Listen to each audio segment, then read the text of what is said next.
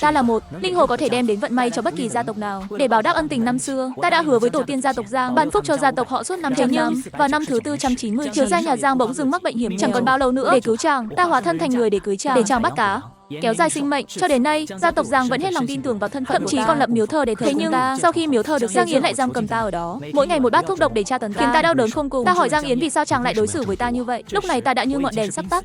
Ánh mắt Giang Yến tràn đầy oán hận và căm phẫn. Chuyện linh hồ chỉ là lời dối trá. Ngươi chỉ muốn kết hôn với Giang gia, sống cuộc sống sung túc, không lo. Ta đã lừa dối cha mẹ ta. Xuê đã lấy một lão già khác.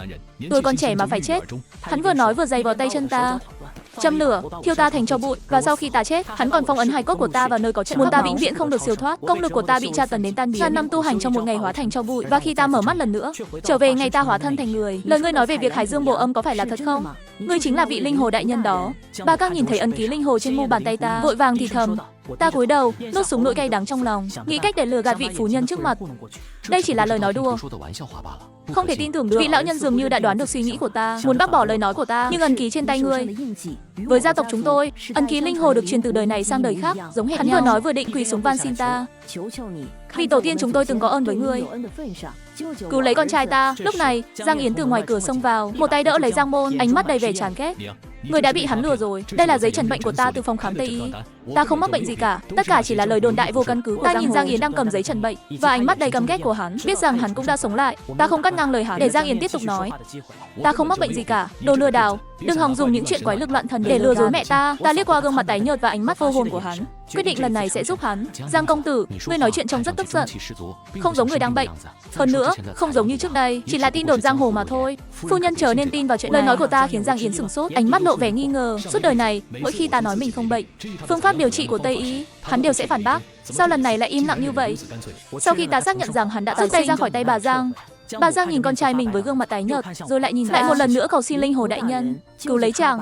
Ta thở dài, kiếp này ta không thể dính líu đến hắn nữa. Bà Giang, bà đã nhầm người rồi.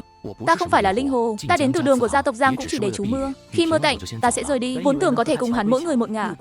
Nhưng không ngờ Giang Yến lại giơ tay chặn ta lại. Ngươi không thể đi, Giang công tử. Vì sao? Loại người chuyên dùng quái lực loạn thần như ngươi, ai biết ngươi còn có thể lừa gạt ai nữa. Ta không thể để ngươi đi, công tử chớ trách. Con trai ta tính tình có phần nóng này, không phải cố ý mạo phạm công tử. Chỉ bằng công tử đến Giang phủ chúng ta làm khách trước. Nếu con trai ta có gì không ổn, xin công tử ra tay giúp đỡ. Bà ấy vừa nói, một bên ra lệnh cho các hộ vệ đưa ta lên xe ngựa. Nếu không phải để tránh làm kinh động nhân gian, trước khi hóa thân thành người, ta đã phong ấn phần lớn công lực. Làm sao có thể chịu đựng sự đối xử hèn hạ. Giờ ta không thể thoát ra được. Ta thở dài, giờ chỉ còn cách dùng chút pháp lực ít ỏi của mình, thả ra một con bướm, hy vọng con bướm này có thể tìm được người mà ta đang tìm kiếm. Ta bị Giang Yến đưa về Giang phủ, danh nghĩa là khách, thực chất là bị giam lỏng, chỉ có thể ra vào trong một cái sân nhỏ. Do có lệnh của Giang Yến, ta đến Giang phủ chưa được mấy ngày, bọn hạ nhân bắt đầu chế giễu ta. Thằng nhóc này từ đâu đến vậy?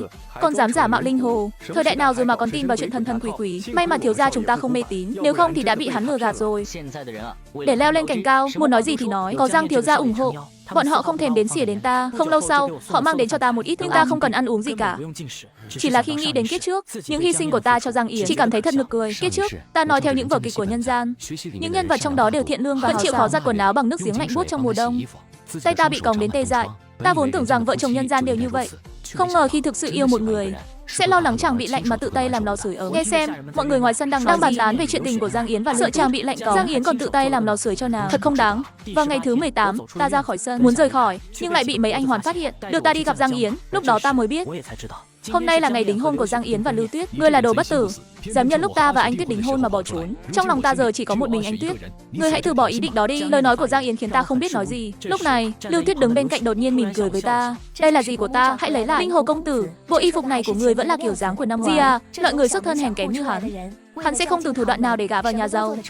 Gì chớ để bị hắn lừa. Sau khi nghe xong, Giang Yến cũng nói với mẹ, hãy xem ta có bị bệnh nặng không, đừng quá mê tín dị đoan. Ta bình tĩnh nhìn Giang Yến, thấy sắc mặt hắn hồng hào, như thể không có chuyện gì xảy ra. Hắn hiện giờ chỉ là vừa mới tái sinh, tâm trạng phấn chấn, cho nên mới có vẻ khỏe mạnh như vậy. Giờ ta không muốn dính líu đến hắn nữa. Sức khỏe của Giang công tử, ta cũng không phải là linh hồ, xin phu nhân Giang cho ta được tự do. Bà Giang muốn nói nhưng lại thôi, cuối cùng vẫn đồng ý với thỉnh cầu của ta. Nhưng Giang Yến vẫn không yên tâm, hắn sai người lén theo dõi ta. Ta không hay biết, trực tiếp trở về chùa Thụy Vân, và trong chùa ta thấy một vị phu nhân được anh hoàn đỡ, bước đến trước mặt ta. Công tử, nhờ Phật tổ phù hộ, cuối cùng cũng đợi được ngươi, xin hãy cứu lấy cháu trai ta.